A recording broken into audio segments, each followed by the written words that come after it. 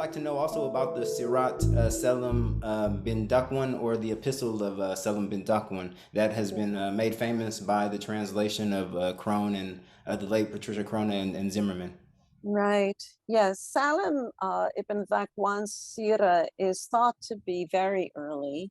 On the other hand, and because it's received a lot of attention because it was translated, because it was early and it was translated by Crone and Zimmerman, and then Patricia Crone wrote a long commentary, really a very detailed analysis of it in that volume. So, so Salim is assumed to be a contemporary of Jābir ibn Zayd, who is often seen as the first Imam of Ibādism, or the organizer of the sect, however you want to call it, or as Wilkinson would say, a proto-Ibādī, because Ibādism as such didn't exist. However you want to put it. And of course, we don't have firm dates on Jābir ibn Zayd. Some of the narratives about his life make him unbelievably a long living, in order to make the person who is often seen as his successor, Abu Ubaidah. Ubaidah, actually be a disciple of his. Whatever the case may be, however, it is thought that Jābir lived from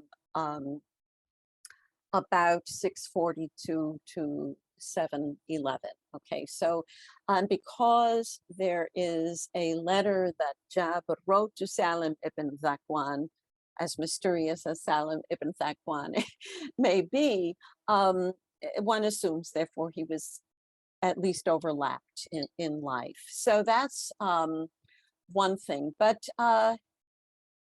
so this Sira also relates the narrative of Uthmān's misdeeds and defends those who killed him, and points out, so on the one hand, he is speaking against the Sunni perspective, which would say Uthmān was righteous and his killing was horrible. But on the other hand, Salim was also very concerned with the more extremist Khawarij, who felt that they could kill those who disagreed with them, see them as unbelievers, enslave their children, and take their property. And so he says that, while on the one hand, he attacks the idea that faith is just belief. He says faith includes observance of all the obligations, religious obligations.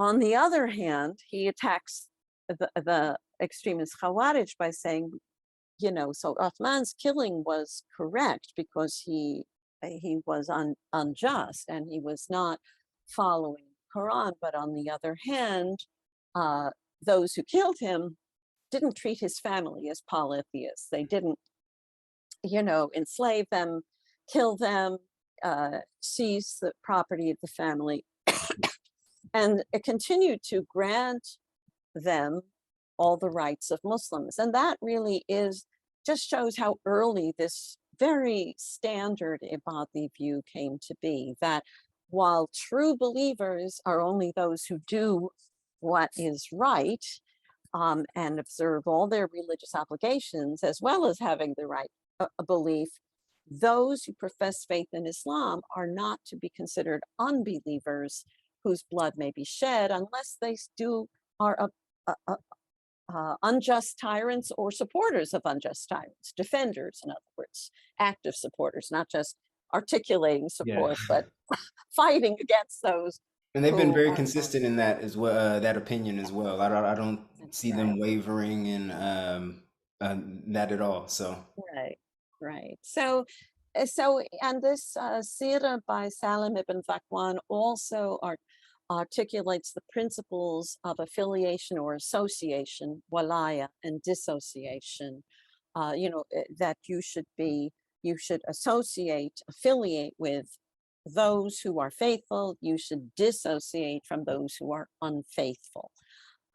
So, yeah, but it's interesting that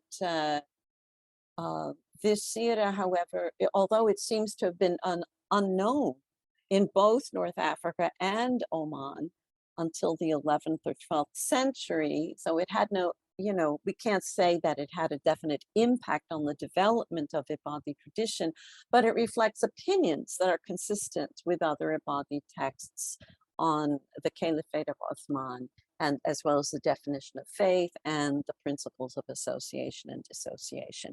And I And I believe think John Wilkinson says it also shows that Ibādism in its early period wasn't very organized, being sure, that Salim was, as you said, it seems like he wasn't known about, or he wasn't known about until like 400 or 500 years after the alleged epistle was written. And so, yeah, and he's not referring to other authorities. He refers basically just to the Quran. yeah, that's another thing I found very interesting, and which will be brought up in relation to madhabization, because that's something I haven't read any of the Siyars personally, but from the impression I get from reading secondary literature, seems like a lot of the Siyar do not refer to hadith as we understand No, them that's today. correct. That is correct. Okay, and so